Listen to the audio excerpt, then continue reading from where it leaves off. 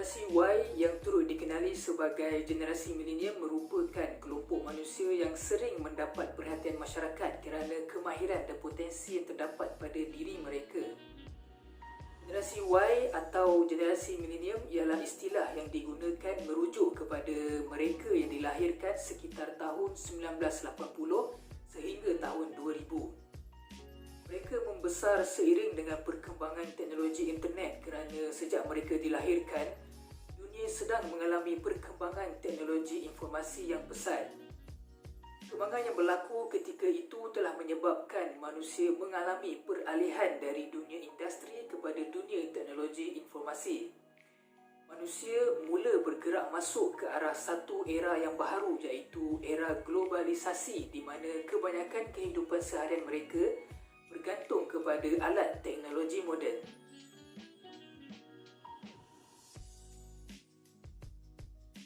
Generasi Y ini gemar melibatkan diri dalam aktiviti kesukarelawan.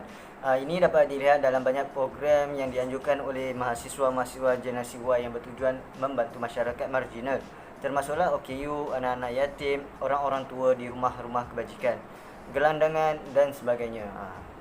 Jadi di sini kita dapat melihat pada hari ini banyak program-program khidmat masyarakat yang dikendalikan oleh generasi Y.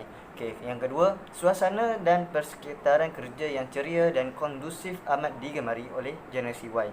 Mereka percaya bahawa suasana seperti ini memberi kebebasan dalam melaksanakan tugasan tanpa rasa tertekan.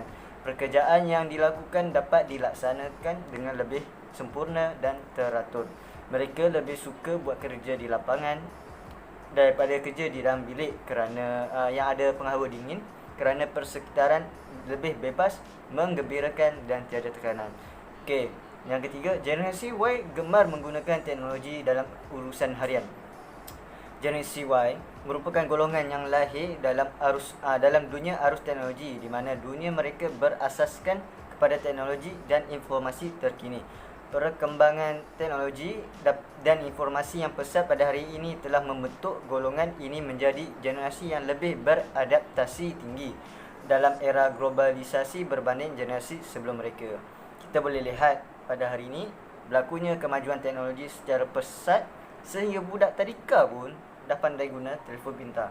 Tidak hairanlah kalau generasi Y majoritinya ada telefon pintar kerana sudah menjadi asas keperluan manusia pada masa kini. Antara ciri-ciri yang terdapat pada generasi Y adalah keinginan untuk bebas bersuara dan membuat pilihan, menghargai keterbukaan, kurang interaktif dan berkehendak kepada sesuatu secara pantas. Mereka kurang memberi maklum balas kepada arahan berbentuk kawalan atau arahan yang mempunyai unsur ugutan. Penggunaan teknologi juga amat penting dalam urusan harian mereka. Selain mahir dalam penggunaan internet, aktif menggunakan media sosial, mereka juga mempunyai sifat berani dan berkemampuan melakukan pelbagai tugasan dalam satu-satu masa. Generasi Y banyak berhubung menggunakan teknologi komunikasi segera seperti email, SMS, WhatsApp dan Telegram.